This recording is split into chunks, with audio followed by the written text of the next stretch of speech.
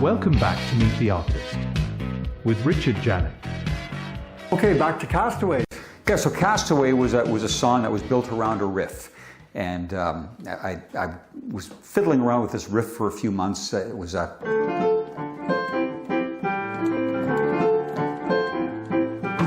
And then, the lyrics were, falling into darkness, kind of like a groove, leaving behind the day. I don't see how I ever could have let you slip away. And it kind of took place, it evolved into almost like a tropical kind of setting, sailed across the ocean blue in a boat made out of dreams and this kind of thing. But it was built around this. And it was kind of driven, and it was half time to start, but then I thought, I'm going to double the time on this. And it's going to really rock and roll with this, new sound, synthesizer stuff. So it was and I thought, yeah, I haven't done anything like that before. So I recorded it and mixed it. I thought it sounded pretty good. And it was all me on that record. Did you find writing the lyrics first or the music first was the normal?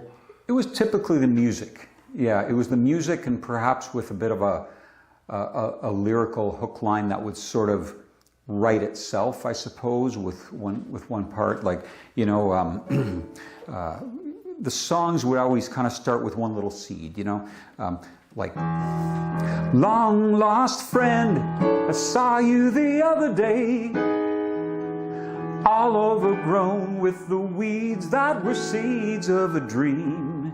And, I always liked having some kind of interesting chordal progression in there. So, something like this,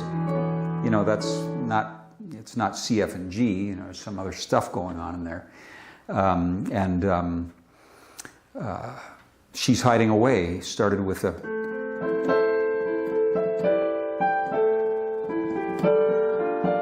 Right, so minor to minor, right? You would normally not hear that.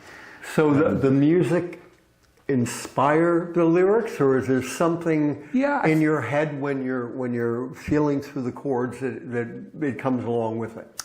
I would think that the music sort of kickstarts the lyrics. Dinosaur, high and mighty forevermore. There's almost like a marriage of lyric and music there. Some of the songs were a bit more straight ahead musically, not as theatrical, I suppose. Like all the money in the world couldn't make you my girl. That kind of happened by itself. That little chorus line: all the money in the world couldn't make you my girl, right? And then the rest of the song kind of grew from there. So are we at the Gems project? Yeah, this was all sort of the preamble to that now, like songs like All the Money in the World, Invitation. I did some of these songs on an early project, like an EP, I think you referenced. There was Invitation, All the Money in the World. The Messenger was on there, and a song called Girl I Never Knew, like a 4-song EP. And that was sort of like a preamble to the Gems CD. The Messenger was interesting. A lot of people really like that song still. And I think that and Don't Blame the Weatherman. There were some lyrics I was writing at the time. They were kind of spurred by some books I was reading. I was very taken with this book called The End of Nature, and it was more or less how society was shifting, how there was less reliance on nature, more reliance on technology, how the weather patterns were changing as well alongside of all this, whether it was directly related or not. So, I would write a song like, Don't Blame the Weatherman, well, it's 100 in the shade down in Arizona. Yeah, there's a changing of the guard right in my backyard. Don't blame the weatherman. Don't blame the weatherman.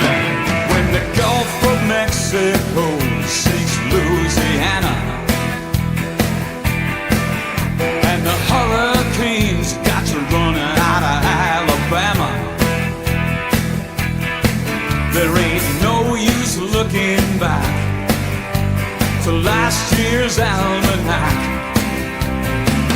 Don't blame the weatherman. Don't blame the weatherman.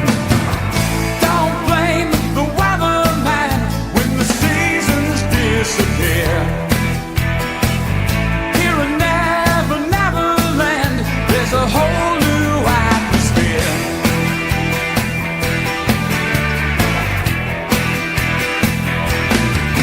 Now I'm building up a little bit of heat resistance.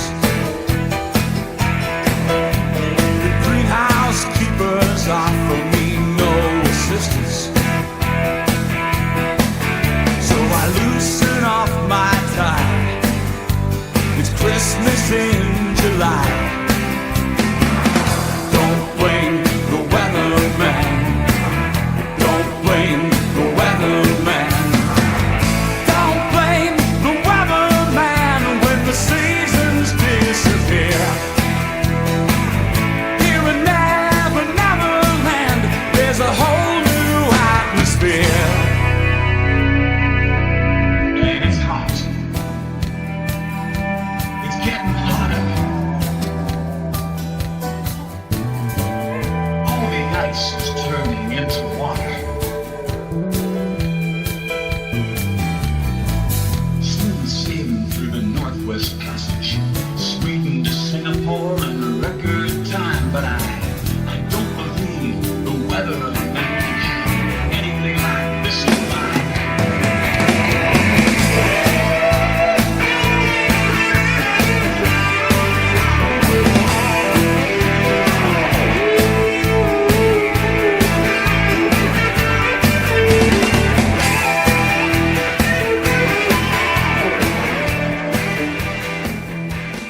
The Messenger kind of grew out of that. It was almost an extension of that, and talking about TV, you know, and the power of television, and sort of an extension of, you know, I remember Bruce Springsteen wrote a song called 57 Channels and Nothing On, and I remember, you know, flipping through TV channels when I'd be on the road and thinking to myself, this is just a mess. There's like, where's the content? And so I wrote The Messenger. What inspired you to make up your mind that you were going to open for Burton Cummings? It was on a whim, really. It actually was partly substantiated from a one-off that happened the year before. My very dear friend Doug Tan, he was part of a house band at California's Roadhouse called the Sheiks of R&B, and they were a bona fide horn, rhythm, and blues band with Tom Hogarth up front. And I was kind of a friend of theirs, like a musical friend of theirs. I would sometimes open their shows, and you know, Doug and Gord Johnson and I, you know, we were a trio as well. So there were some musical interactions between everyone there. But Ted Boomer, of course, was doing some very interesting and gutsy things by bringing in touring acts before classic rock was coined classic rock. And I became probably the most frequent opening act for these artists. And I saw that there was an ad for Burton Cummings in concert 2 nights at Wonderland Gardens, Guy Lombardo's old ballroom club in London. And I just thought to myself, I'm going to go open those shows. So I kind of planned it out in my head, and on the day I drove up and went to the sound guys who were finishing off the sound check, and I said to them, are you guys ready to do the sound check for the opening act? And they asked me, what opening act? I said, well, I'm the opening act, and went up and did my sound check, and then did that show, and the next night, and then about 15 more after that. Let's move on to jams. Going in the studio to do jams. Share that experience. Yeah, so I thought it was time for another record. I was kind of coming to the end of about 7 years of having carved out a live performance career, mostly on the college and university circuit and ski resorts. It was cyclical. Every year I would start out in Nova Scotia in the fall, play all those colleges and universities out there. I had a booking agent I had one in Halifax, one in Toronto, one in Banff, and one in Vancouver. Between those 4 people, I was playing all the time. I think by 1989, 1990, I was playing like 250 dates a year. And it was crazy, but it was, it's what I did. I didn't know anything else at that time. That was the work that I was doing. And it was going over very well on all fronts. And it was a good variety of work for, at that time, a solo act. And there weren't a lot of people doing what I was doing at that time. So I showcased in London, and the other acts showcasing at that time to get bookings on the circuit were, the Tragically Hip were there, marketing themselves. And that was just before it broke loose. Bare Naked Ladies, another one, right, showcasing. The college and university circuit was very, very good to me at that time for what I was doing. And I tried to tie it in the best I could to the original music stuff. There was a little bit of a disparity there, because what happened was I defaulted more to the role of an entertainer, and a variety entertainer. And there weren't too many opportunities to actually work in my original stuff. And that led to something that happened in the early 90s that I did with a friend of mine, a duo called Suffering Catfish. And that was an album that was put out, in CBC radio and Campus Radio ate that up, and it was all kind of novelty songs and songs that were a little bit off the wall. Titles like Road Pizza and the Meech Lake Accordion, and these kinds of titles. So it was a little bit of a loose let off of steam, but it was kind of trying to tie in recording to the live stuff that I was doing. But what the live thing was good for was really getting my voice to a point where I was singing, I thought, really good on the Gems album. So the writing that went up to that point was mostly in the early 90s. I recorded Gems in 96. And what studio did you use? I was back at Inception for the most part, yeah, and I was producing it myself, and I did have I think a vote of confidence from the studio. They said, "Yeah, this stuff is working. You're doing a good job on this stuff." So there was no real call for another outside producer at that point. And I wrote this song called Invitation, which was a sort of like probably the jazziest thing I'd ever written. It had these opening chords like and that resolved into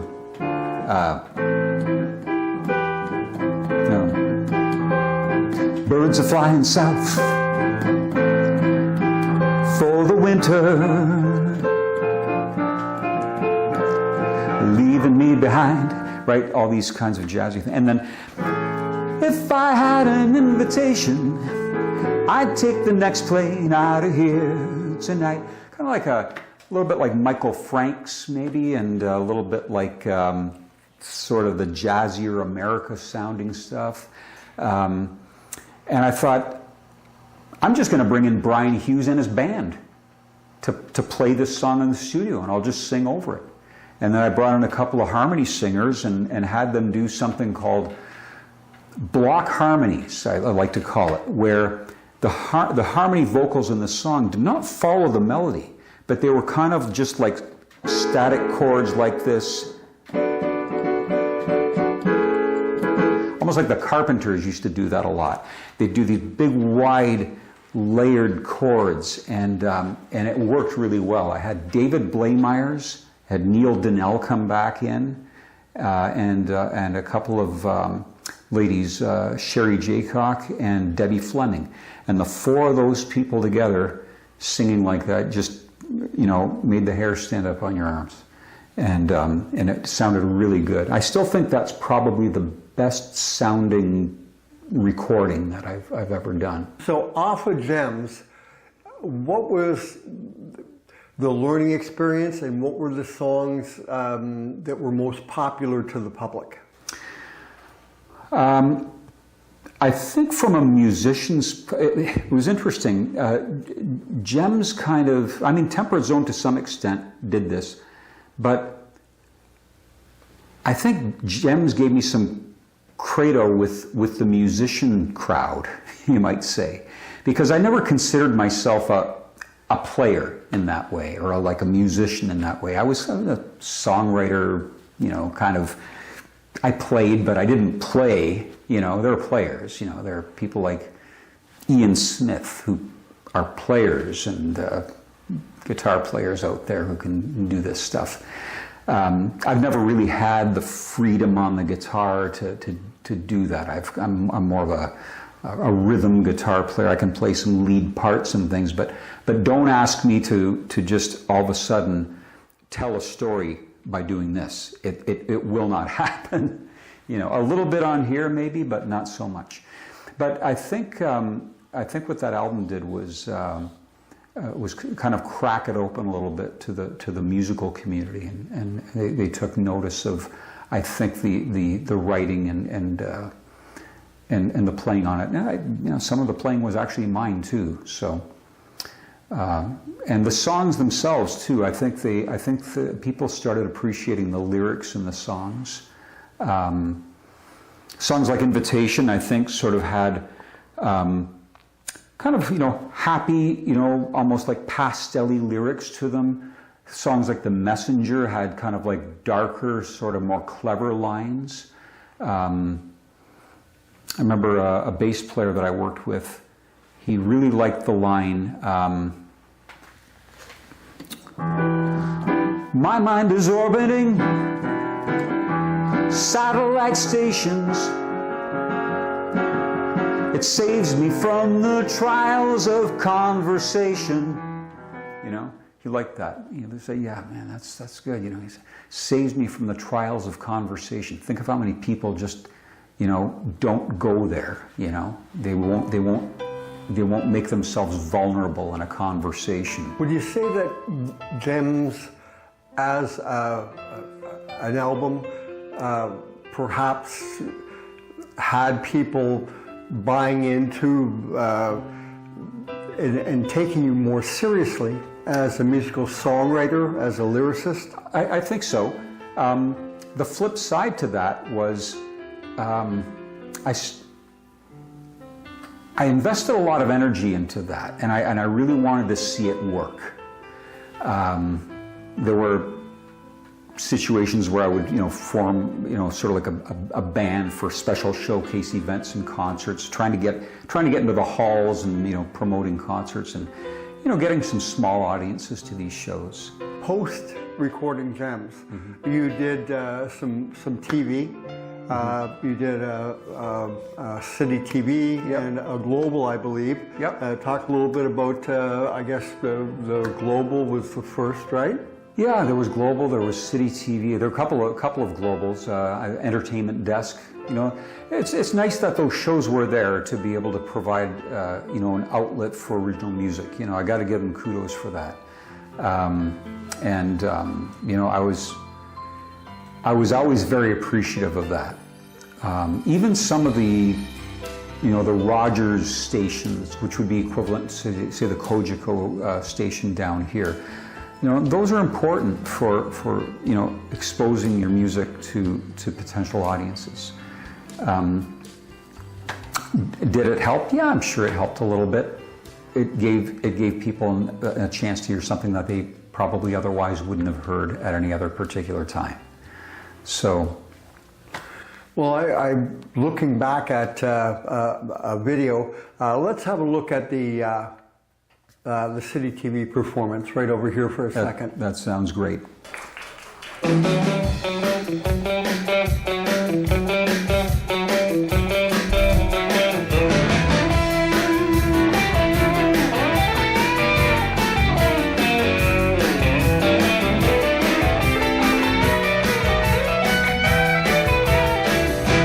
Turn on the TV,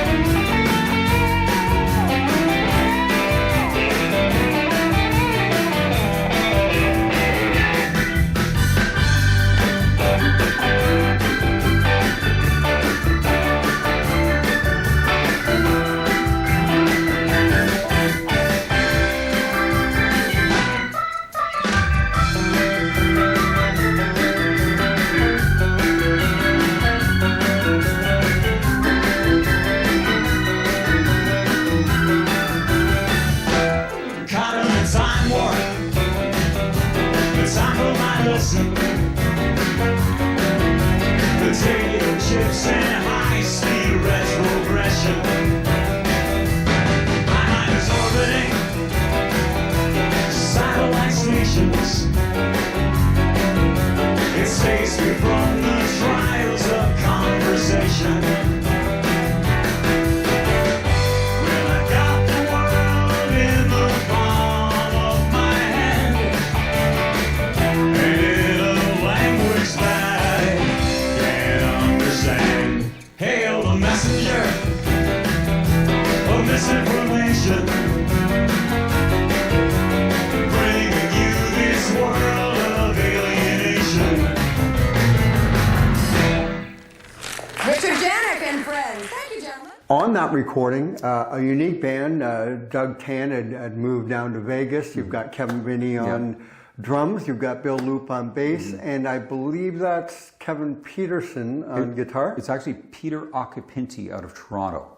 The musical camaraderie that is possible when you are playing with other musicians, as well as the spontaneity that can happen, and being able to hear small things or treatments of playing a certain part that you think maybe should have been played one way, but surprisingly is played a different way. Those things are only able to happen when you have other people playing with you.